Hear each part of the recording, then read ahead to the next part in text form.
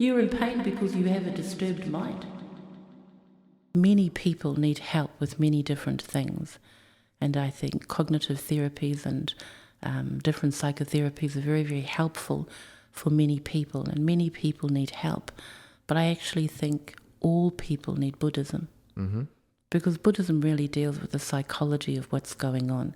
It deals with the very root cause. It deals with the root, not with the superficiality on the surface. It really looks at the depth of suffering. It's not camouflaged. So I think if people can be patient with themselves, then they can learn to sit. And by learning to sit, at least it opens a window and it ventilates the mind. So the mind is not so claustrophobic and stuck. And then you can enjoy life better and be happy. And we all need to be happy.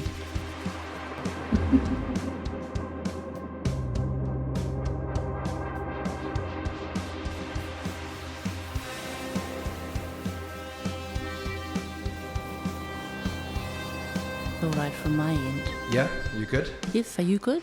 I'm good. Okay. Hi, Annie. Thank you for meeting me. That's quite all right. Thank you for having me. You're my neighbor, actually, so I thought I would send a request for an interview with you. Why don't you start by telling us a little bit about yourself?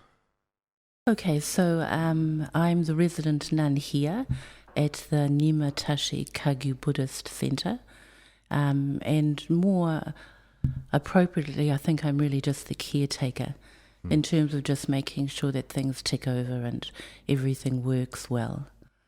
You call yourself a nun? Yeah, so I mean, I'm a Buddhist nun in the Tibetan tradition. Right. So a monk would be a male? That's right. Right, okay. Yeah, I have actually met you before. You probably don't remember. I came to one of your meditation sessions you have on Tuesdays. Okay. Yeah, but I find it really difficult to meditate. I remember everyone was sitting very still. Yes. And I was moving around quite a lot, I thought. Yes. The thing is, meditation, obviously, like anything that we undertake, is not easy. If you're doing a bachelor's degree, you've got 3.5 years, haven't you? And in the beginning, it may seem quite arduous and quite difficult and quite boring and quite elusive, and you may have challenges and self-doubt. But if you stick with it, there's obviously some sort of end result. Meditation, I think, in the West has a different connotation, perhaps, to the Buddhist view of meditation. I mean, obviously, in the beginning, we have to find some way in order to create some stability or lack of tension and rigidity in the mind. And so obviously, I'm sure anywhere that you go to, whether it's in the theistic tradition or non-theistic traditions, more of a secular environment, they will have a methodology that allows you to settle the mind. And more often is the case, it seems to drift into the notion of mindfulness practice. So Tibetan translation of mindfulness practice is actually Trungpa. And all that simply means is recollection and remembrance. And what happens is when you are not on the object of meditation, you are forgetful. And if you are forgetful, you are inattentive and the mind will race.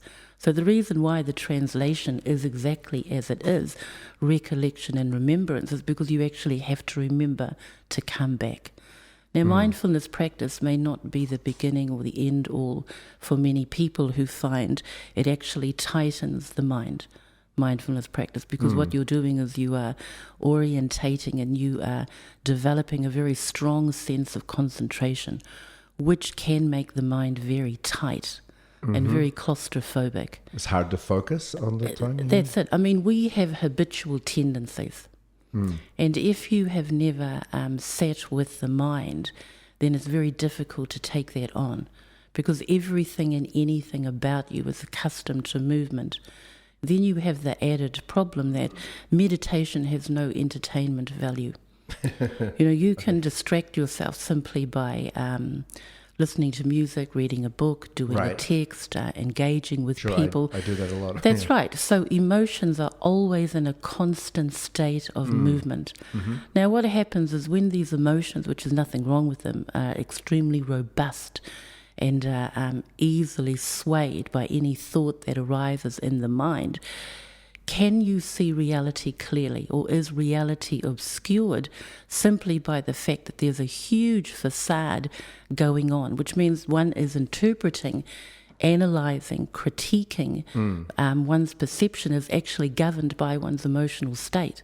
So the mind, you could say, is in a state of inertia where there is nothing fresh that is coming on, and that because of these very strong habit patterns or habitual tendencies, we are stuck in a view that is quite dogmatic. You only have to see someone across the road and you've formulated an opinion. You don't even know them, but that doesn't matter. And then you fall prey into the belief system that says everything that you believe in is genuine, authentic, and realistic. We really live in an age where people suffer. I mean, perhaps when you look at Buddhism, Buddhism actually only exists if there is suffering. Right, I'm interested in that. If there is no suffering, there's actually no Buddhism. Right. That's part of life, you have to suffer. Well, you don't have to suffer, and you certainly don't have to suffer needlessly, and of course there are redemptive meditation qualities. Would be a way to have less suffering in life? So what happens is, with meditation, you are learning to sit with what arises. Now, the general punter can't sit with that. Everything that arises that you feel is impacting, you have either aversion, resistance, or things that really make you uplifted. You have some sense of attachment or arousal in relationship to things. So what happens in meditation through your own realization is that as things arise, you become accustomed to being with it. Now, if you are with it, then you're obviously not against it. And if you allow to sit with things that naturally arise, you begin to realize that they are quite insubstantial, that they are impermanent. They don't even have characteristics as such. They're constantly coming and going and changing. So you disassociate yourself from that? No, we never disassociate. We love thoughts, because without thoughts you can't move beyond suffering, you see. But what we begin to understand is we begin to understand through our own realization in meditation that things come and they go. And you begin to cling less, hold on less, and you allow things to simply pass by of their own accord. Is that part of the Buddhist belief as well, that desire leads to suffering? No, desire is a good thing. Is you it? know? Okay. Yeah. Like, I mean, of course, you have exaggerated forms of desire, but you actually need desire to get up and off the bed in the morning. Right, yeah. You see. Yeah. So I think that sometimes in Buddhism entering the West, it has all of these unusual connotations attached to them, you see. Yeah, that's why I was interested to talk to you, because I'm interested in Buddhism, but I've probably got a very Western-centric idea of what I've got through the media. Yeah, I mean, we if you examine yourself, you're really just a collection of tendencies. You're just really an aggregate form. Now, the problem that we have is that the most important person in our lives is ourselves. And so because we are extremely fixated about what we believe in, what we don't believe in, what we want, we never actually question what the self actually is. You know, we have unexamined assumptions about what we are. So I think that in relationship to the Buddhist path, it obviously begins with levels of meditation, because you have to become accustomed to sitting with whoever you are at that moment. Who are we? What are we then? Well, I mean, we're an aggregate form, aren't we? I mean, your physical, your psychophysical component, really. You're made up of body and you're made up of mind. But all of those things in and of themselves are impermanent. Right. So because they are impermanent, they don't last, and you're subject to change. The way that you looked at life when you were 2 is very different to how you looked at life when you were 12, and how you look and relate to things at the age that you are. So even looking at that as a constant reminder that things do not remain the same and that the self is always changing in context. If you have a good job with plenty of income, if you have no job with no income. So therefore, what is the self if the self in itself exists in dependence of other things? And you mentioned before theistic or non-theistic religions. Is Buddhism a religion, and is it theistic? Yeah, well, Buddhism is both a religion and a philosophy. I mean, if you look at religion, I mean, we pray. Christians pray, Muslims pray, Hebrews, we pray. The mantras. We do all of that. So we're within that camp. Visualization, you visualize. What will you do if you win lotto? What happens if you meet the person of your dreams? What happens if you get this car? We are constantly practicing visualization. But generally one is practicing visualization in a daydream type of state. So we have a philosophy that governs practice and that allows us to look at different aspects of the mind. So even in meditation, one would have to question if one's meditation is genuine and authentic, or if one is actually manipulating the meditation. Okay. Because there's a great deal... There's no shortcuts. No, there's no shortcuts. Because there's a great deal of literature that suggests that meditation brings peace and harmony and well-being. You know, you have a legacy of... There's sciences behind it. That's right. But the reality is that is true. But how do you get there? I mean, quite often people say to me when they come to meditation, you know, what is mindfulness, you know? And I suppose the more... I probably asked you that. Yeah, and the more contemporary term would probably that mindfulness is being in the now, that it is being in the present. But then you have to also know how you're going to get that. Because clear aspects of mindfulness is seeing how this very present moment has become the past and how the future becomes the present. So therefore the mind isn't so claustrophobic and tight.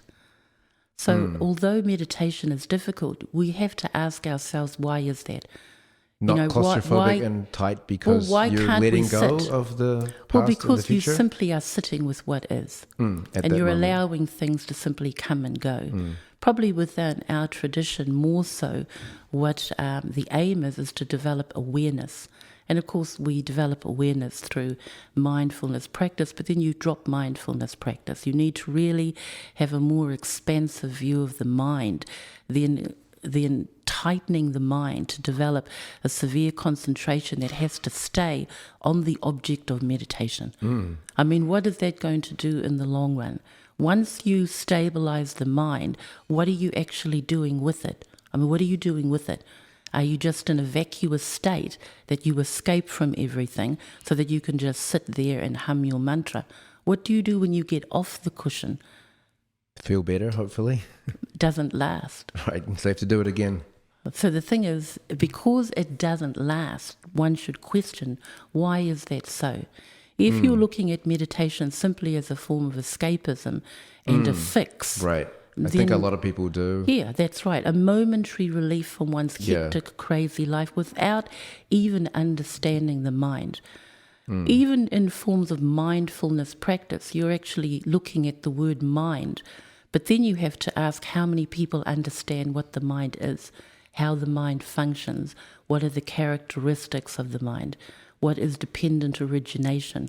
Generally, we live in a society where people suffer so much that you're after a quick fix. And when you come to meditation and you sit for the first time, it is so disturbing that you will never want to sit again. That happened to me. I haven't been back since That's then. right. You know, it's a painful experience, but you don't ask yourself, why are you in pain? Right. You're in pain because you have a disturbed mind and you can't get a handle on it. So therefore we entertain ourselves with a constant state of movement so long as we never have to sit with mind.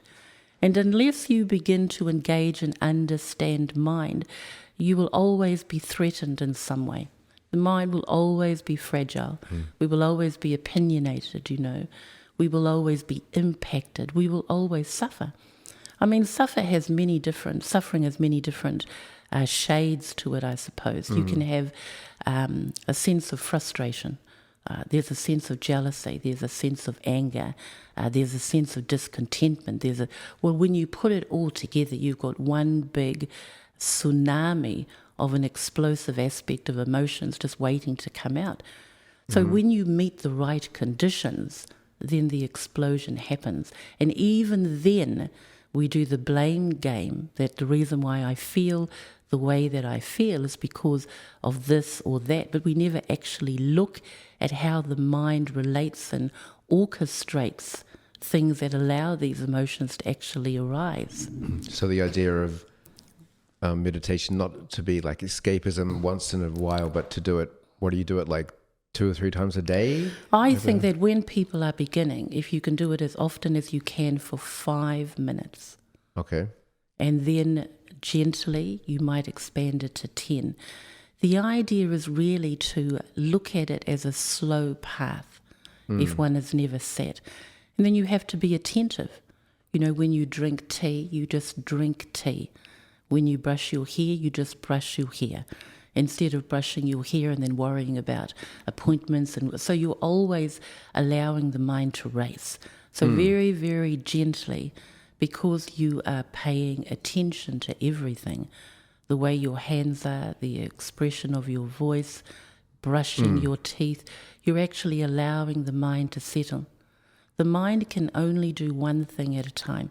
You're either panicked or you're not. You're either happy or you're sad. You're either vengeful or you're content. Can't do 2 things at the same time. And so you can tame it slowly, slowly in this way. And that's interesting. You're talking about the literature, because in other religions there's like the Bible or the Quran, but there's no one book for Buddhism.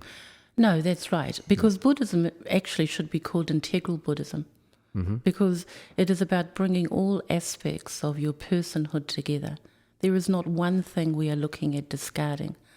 You know, if you are an angry person, you can work with that. You know, there are so many different resources. Because at the end of the day, these are really just habitual aspects. You know, they're sort of like adventitious defilements, like the dust covering the mirror. The mirror in itself is always luminous. It always is what it is. It just happens to be shrouded in dust. Once you remove that dust, the mirror is always what it is. We are always what we are, but we're very concealed and hidden by the propaganda of who we think we are, and especially the identity that we have a tendency to want to create. You know, even if one is a shy person, that's your identity. Now that you're a shy person, you're introverted and can't really talk to people, and you create an identity that you step into. You know, Buddhist practice is really about liberation and freedom. It's about seeing that we are not one thing only. It's the fact that we are many different things, many different components coming together. Everything that can come together can also fall apart. But obviously we begin with meditation because that is the first glimpse that you get to see what you're like. You know, as you said, you sat, you will never sit again. I want to be a sitter. I want to be calmer, and is this the goal of meditation, right? To be calm and have the goal of meditation is not to be calm. Or have inner peace, reach nirvana? No. We have 2 different agendas. The very first agenda is to be happy. That's good. There's no Buddha that has attained nirvana that has been miserable. Right. First thing one has to do is to be happy. That's the immediate goal. The goal that is way in the distance is the possibility of attaining nirvana, but you cannot attain nirvana if you're miserable. Sure. So, I like that you can be happy from it. Yeah, and are people happy? Well, not always. Not always. It's fleeting. You know, it comes and it goes. Yeah, we wait for Friday night or something for those moments to be. But the thing is, unhappiness, just like happiness, leaves imprints. It leaves residual tendencies that are simply entrenched within mind. And you only need to come in contact with the appropriate conditions for it to rise. You could say that there is a form of storehouse consciousness, which we call the alaya vijnana. And in the storehouse, which is a very neutral aspect of consciousness, everything and anything, be it good or bad, sits within this level of consciousness. It's very neutral, bias. And then when you meet the right conditions, up it comes.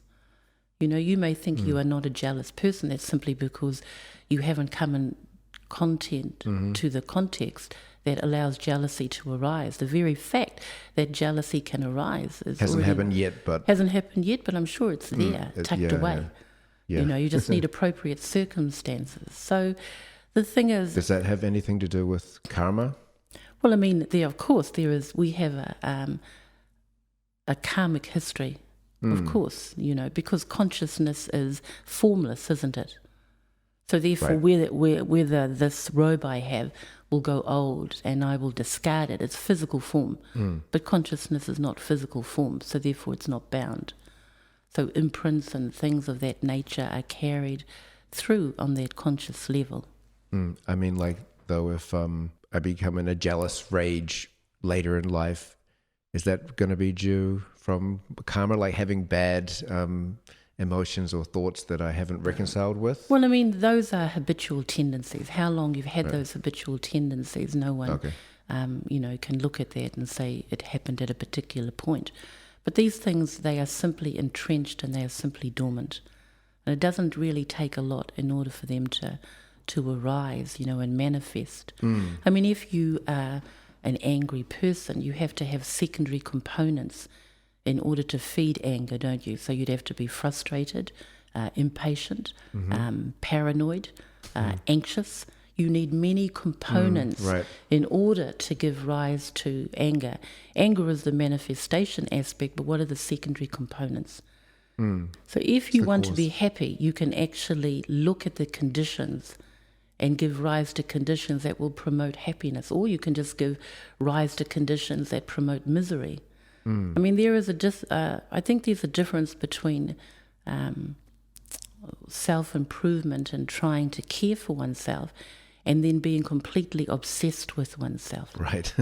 And the balance between the two is a difficult thing because we're so fixated on ourselves most of the time anyway. So with Buddhism, you're trying to get rid of that narcissism? Well, what one is trying to do is one is trying to sit with all the different flavors that one is and to actually see that all of these different components that arise are, in a sense, something and nothing in themselves. Is that partly, though, why Buddhists shave their head? No, we shave the head because we're trying to physically embody the appearance of the Buddha. As you know, the Buddha walked around. The original Buddha. The original Buddha, that's right. And so therefore we wear the robes and we shave our head because it's the tradition that we belong to. So we are, I mean, you can... your uniform. I mean, if you're walking down the street, you can pick a Buddhist nun or monk, can't you? You don't have to even ask. And if you're walking... Usually orange, or you're wearing maroon. Yeah, so what happened is there are different traditions that took on the teachings of the different turnings of the wheel, which are the different teachings that the Buddha gave in the early stages, you know, of his work. And so Tibetan Buddhism has this variety of colours, the maroon, the orange, the blue ribbing, things like that. And then you have the Chinese tradition, which have particular colours. You have the Theravadan tradition, has particular colours. You've got the Zen tradition that has particular colours. And then, of course, you've got the Tibetan tradition, which decided to take all of the 7 colours that the Buddha spoke about, you know. And also the dyes that were prevalent at that time gave rise to these. But all of the colours that all the different traditions wear are the colours that were put down by the Buddha. And Buddha, the original Buddha, was in Tibet? Buddha is Indian. Indian, right? Okay. Yeah, so we are actually Indo-Tibetan. If one is Chinese, you would be Indo-Chan. The very roots of our very beginning comes from the Indian tradition. Right. And of course, the teachings spread through Asia. They spread through Japan, through China, to Tibet, to Thailand. Right, like isn't Taoism when Zen met Buddhism? Well, things like that. There's all these intersecting kind of... Yeah, I mean, there are intersecting, but what one tries to do is not to mingle the paths. You can really embrace different aspects of tradition, I think, when you are anchored in the particular view of your tradition, you see. So, like, you may get people that do a little bit of Tibetan Buddhist mantra, and then they do a different form of yoga, then they do it. So what happens is the waters become quite murky, because the assimilation of everything that comes together in order to produce an effect is changed by the fact that you're indulging in many other different forms of practices. So therefore there's no clear view. Like Tibetan Buddhist meditation really is about the development of insight. It's less about the development of feeling comfy and cozy, because comfy and cozy goes.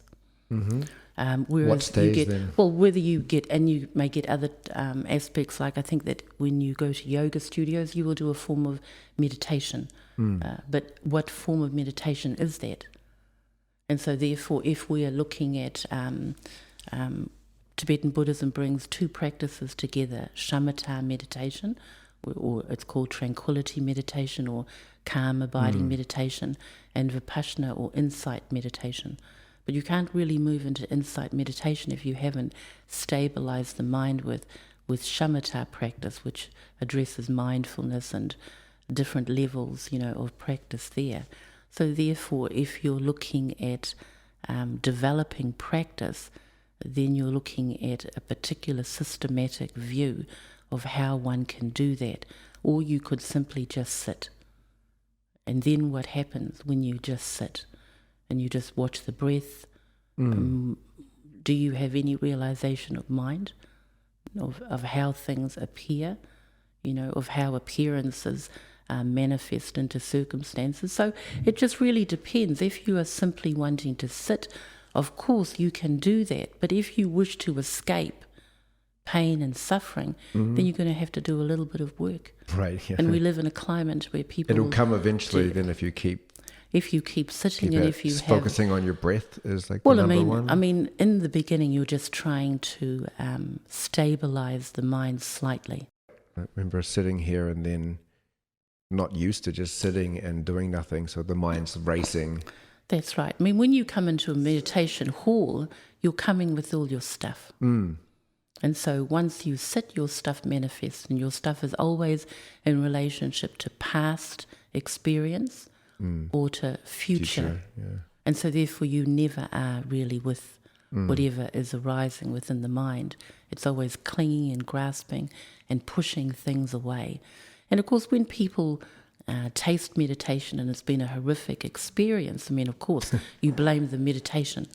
Right. It's not for me. It's not for me, but you were actually the issue. Because you want to be problem. an expert straight away. That's right. That's right. And it doesn't happen that way.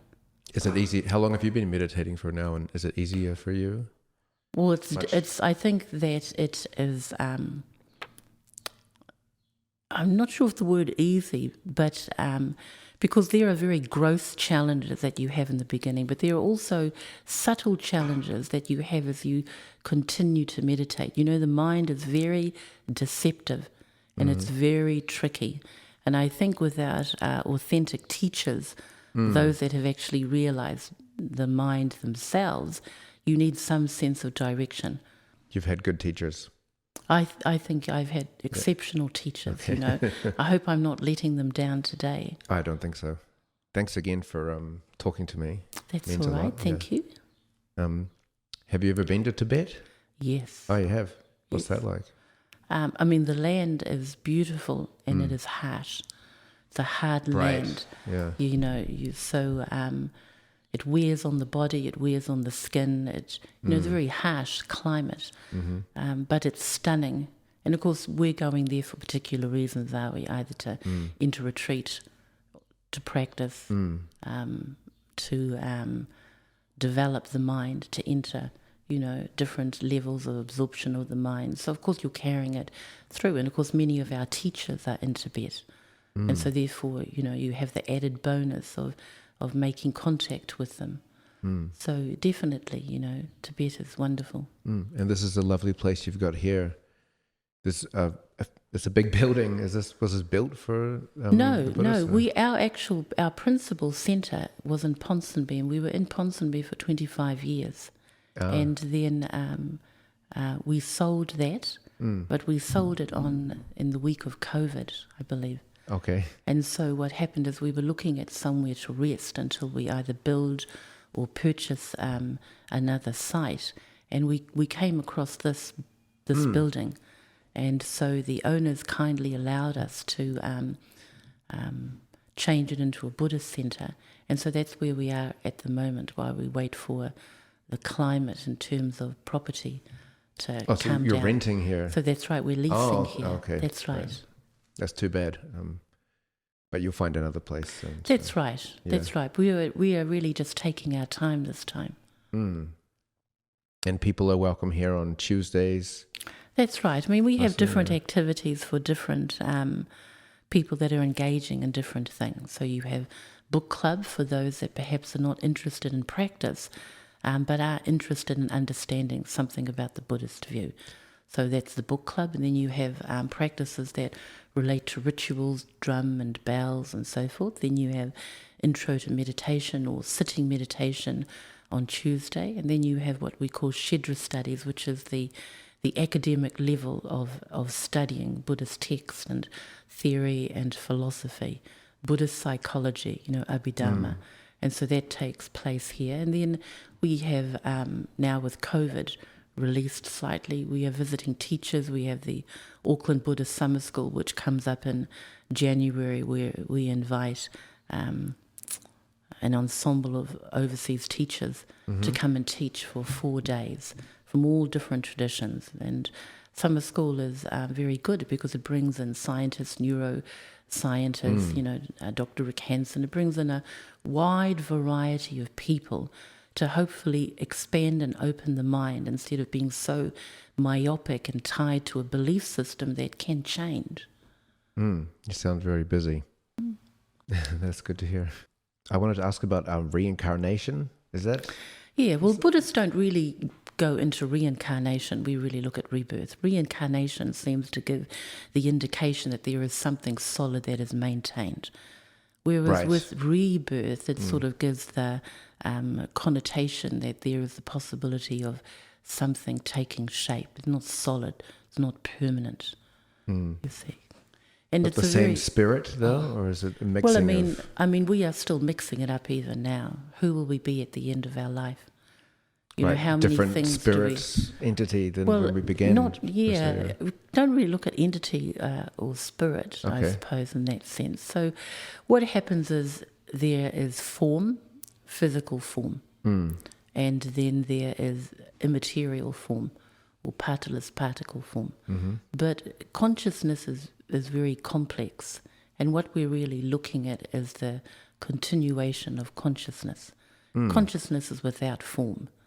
And so therefore it is able to manifest at different times or in a different way, I suppose. But karma is not simple. Karma is very complex, There's a big difference between if if you hit, say if you punch Jack the Ripper. Right. Or you punch the Pope or Dalai Lama. Okay. Different karma, right. Because different intention. Do you think that's a specific cause and effect, or is it like an internal karma that you'll feel bad because you know you did something wrong and so therefore you're going to create your own negative Well, consequence? I mean, the thing is karma translated simply means action. And it's the action of your body and your speech, which is really precipitated by your mind. What you think is what you do. So therefore, karma is the activity of all these three aspects and the intentionality behind them.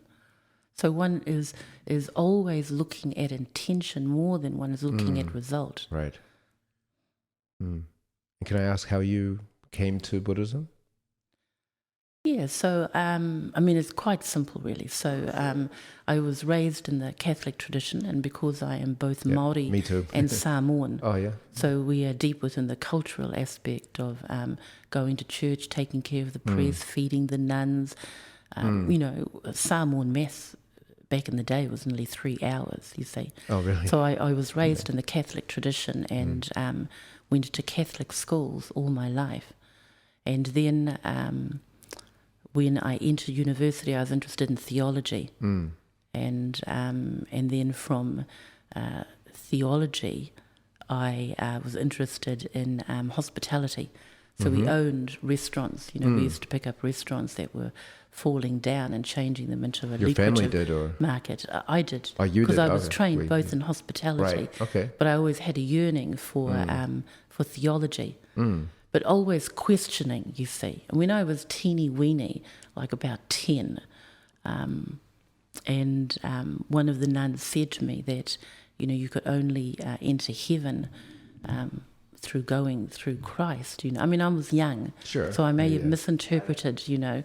So I questioned why you couldn't directly go to God, why there had to be an intermediary. Right. You know. That does So seem I strange, always had all these questions. So I studied theology because I was so full of questions, you see. So I did, back in the day, theology was done as a consortium. So you went to St. John's, you went to Mount St. Mary's. So when I graduated in theology, I was going to, I wanted to become a priest.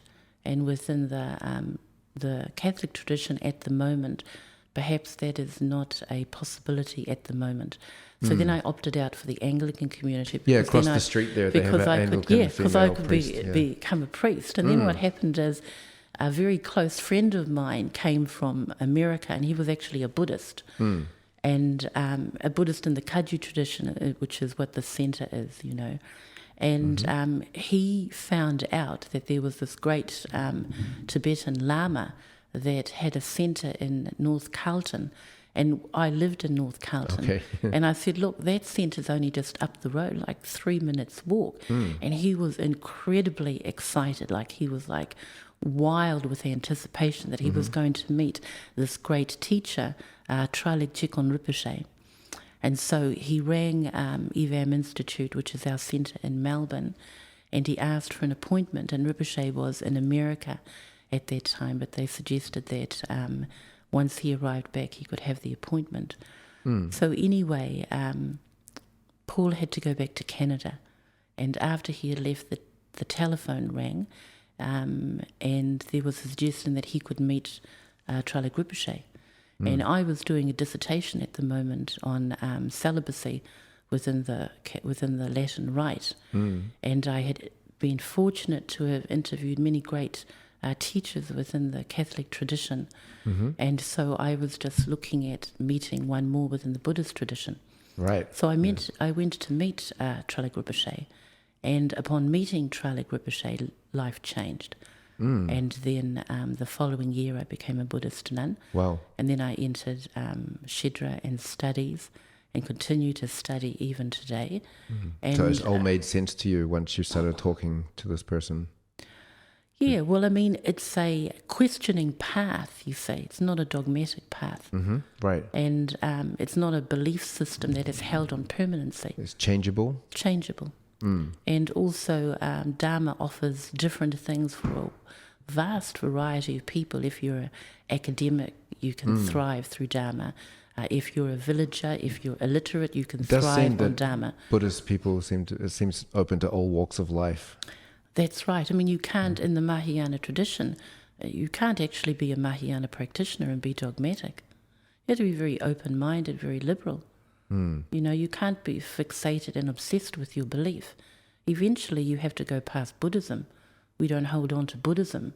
You say you have to transcend and go beyond that. So Buddhism is very eclectic in the way in which it... And you incorporate science into it? Yeah, definitely. Because really, Abhidharma, the psychology within Buddhism, is scientific in all aspects of it. I mean, if you look at the sutras going back 2,500 years, the Buddha is already talking about particles. And so, all of those things, they come into play. And so I think it gives you a more rounded view, because we are trying to develop compassion, innate compassion, compassion that is not subject to the object of compassion. Generally, you may see someone, especially if you're in India, that has no arms and has no legs, and your heart cries out. Yeah, I've been to India and seen a few people at the train station. That's right. Oh my God. And naturally you can be overwhelmed and you have pity and you feel something. But you need to develop compassion not dependent on the object of what you see. Compassion must arise innately, and in order to do that, you have to train the mind. Otherwise, compassion just falls into different levels of sympathy. So you have to even really go beyond that. And so the Buddhist path is vast in the development of compassion, vast in the development of altruism. And so therefore, the totality of a human being, from a Buddhist perspective, must give rise to these aspects, not just scholarly. You have to get off the cushion and you have to put your money where your mouth is. Right. And so therefore you have to be able to meet situations and thrive in those situations. But in order to do that, you have to have a very good, stable understanding of mind. Is the Buddhist goal to see all beings happy on earth? Oh, definitely. Of course, but it isn't a presentation that there is me, that is a higher being, and there is you. It's not a healthy, all people are not equal. If you are living in an impoverished area and you have no food and you have very little education, what is your view? If you are a high roller and you're fairly affluent and you have everything and anything that you want, what is your view? What are Different. you? Yeah. You exist in relationship to the context that you are in. So therefore, the context is very different and the suffering is the same. Look, the person that is wealthy and wants to commit suicide is no different from the suffering of a person that is in Calcutta with no limbs and can't eat. Suffering is prevalent. Sometimes these developing countries have a higher happiness index than developed ones. Well, I think they have a higher level of appreciation for something that they have. Right. That one plate that you have has meaning because that's all you have. We are more of a disposable society at the moment, and we're very... More rates of depression. That's right. We're very technologically orientated, The mind is very sophisticated. But in relationship to that, there's growth in science and growth in, I suppose, education and growth in the arts and things of that level. But in saying that, people are emotionally stunted. People have also lost the ability to communicate and to engage. Right, we can just do it through a screen now. You can do it through your screen, but what is that actually doing to you? It's not promoting human qualities. Or you can't have true empathy through a machine, can you? Well, you're very used to clocking on and clocking off, you see. So you've already orientated the life that you want. You're not open to any other direction because you're already entombed in what you're doing. So the mind is not very spacious. And people are very fragile. It doesn't take much in order to piss someone off. Right. Through meditation, though, you think that you don't get as pissed off as easy? What it is, you have to see what arises in the mind, and what arises is you. All the different levels of you. We are not one particular thing. But then you'll learn to improve on yourself if you see yourself. I can see myself as I am what it is the mind person. The mind becomes more spacious. It becomes more accommodating. It's quite content for things to simply come as they are. Less and tight. To pass, less tight. It's not so much in a vacuous state, and it's certainly not as self-protective as perhaps it once. But these are really the starting points. You really need some authenticity in relationship to a teacher. You really need someone that has realized all of these things that can actually guide you through the path. And is that part of being a Buddhist teacher, nun or monk, not owning a lot of possessions? Well, there's nothing wrong with owning anything, really. You can own just one cup and be completely fixated on their cup. Okay. It's not coveting it's not, my cup. That's yeah. right. That's someone's cup. Yeah. You know, I mean, you can wear the robes and be completely vain and saturated by the fact that you look different to other people. It's not really what you have or what you don't have. You know, it's the There's relationship. not a rule about. It's not the relationship. It's the relationship that you have to what you have, or the relationship that you have to what you don't have. I mean, things in themselves are impermanent and they don't last anyway. You know, you buy a new Merc and you're over the moon, then you come out the next day and someone scratched it, and then you're not happy. Right. You know, a car will break down. It will decrease in value. It can't stay the same. And so because one is aware that things do not stay the same, that things are impermanent by nature, one clings less, one does not hold on the way that it does. Pre-COVID, people were entrenched in security, but security is compositional. It's like pride. You may have a child that is 18 and a great scholar and a great academic, and then your child hits the path of P. Right. You're not proud anymore. Proud is only acquisitional. So because we don't really understand or look at these things, we're bound. So when COVID came along, it was the reminder that security does not exist. It's dependent. It's dependent on other things, from the clothes that we wear to the food that we eat. We do not exist in isolation. We are dependent on other things. And when other things fall apart, it has a knock-on effect. Right. But there is no really level of what you can call security, and then you die. And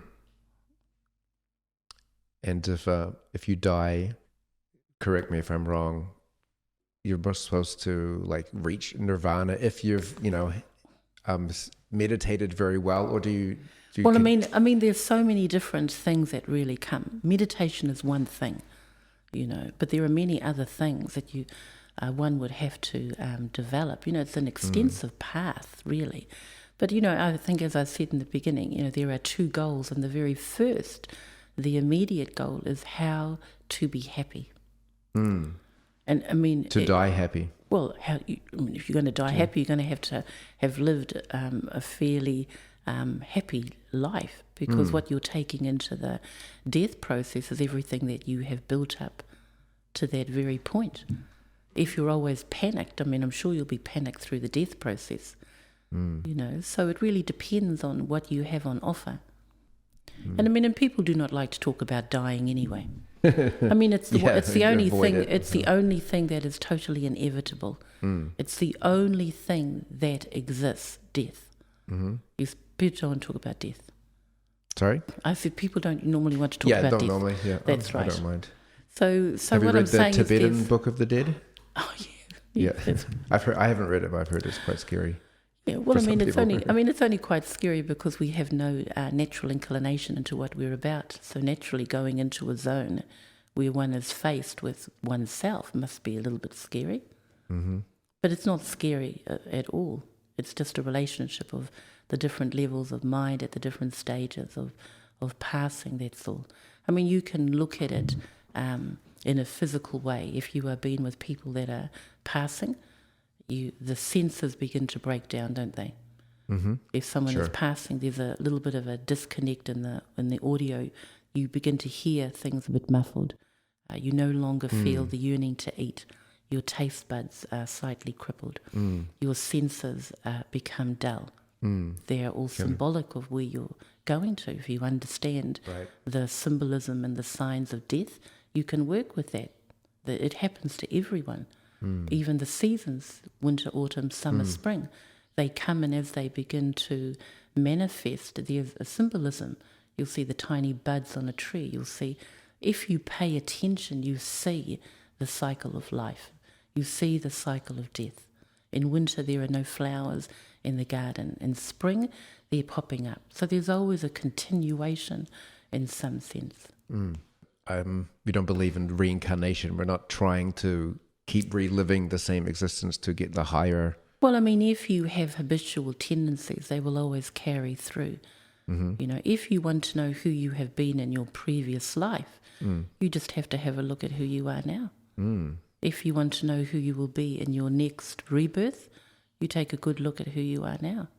Nothing is wasted. Have you had views on your past life? Oh, no. No? No, I mean, who really? I mean, what good is that? I don't know. No, but when you think practically, to look back, what? Right. I mean, what does it actually do, you know, in all? I would like to live in the present. You know, because who we are right now is where the juice is. I like what's helped me. I'm not sure if this relates to Buddhism, but living spontaneously, feeling like at this moment, I feel like visiting my friends. I'll just go do it instead of planning it. Yes. And hoping that it happens then. I'll just try to live I mean, you can have a plan. Authentically in the moment, and this is what I want to do now. I want to work in the garden now, or this. Yeah, I mean, we probably say, well, you know, we make a plan and then we just see what happens. Right, yeah. Might work out, might not work out. Yeah. I mean, it's like when you're booking to have a holiday in Australia. You know, once you've thought about it and you've booked it, then you let it go, don't you? Or you're going to live with, well, what should I do when I get there? Or should I do that? Or have I got enough clothes? Sometimes you have too much expectations and you're living in the future of your idea of how it's going to be so great. And then when you get there, something that you didn't plan happens, and then suddenly you're not having a good time because it's not reaching your expectations. I mean, you're sort of in a state of inertia. You're stuck, you see, because things are constantly in a state of flux. Things are constantly changing. Right. Yeah. You know, and you can't Gotta really... go with the flow. That's right. So a little bit more relaxed, a little bit more open. When change does come about, you probably have a better ability of coping with it than if you're so demanding, needing things to be a certain way. Well, I made a plan to meet with you today, and it's been lovely. Thank you. Thank you for talking with me, Annie. Thank you, Dan. It was lovely to have you in the centre, and I hope there's been something in there that may be helpful. Sure. But a final message for people from the Buddha Centre here and yourself. Many people need help with many different things, and I think cognitive therapies and different psychotherapies are very, very helpful for many people, and many people need help. But I actually think all people need Buddhism, because Buddhism really deals with the psychology of what's going on. It deals with the very root cause. It deals with the root, not with the superficiality on the surface. It really looks at the depth of suffering. It's not camouflaged. So I think if people can be patient with themselves, then they can learn to sit. And by learning to sit, at least it opens a window and it ventilates the mind. So the mind is not so claustrophobic and stuck. And then you can enjoy life better and be happy. And we all need to be happy.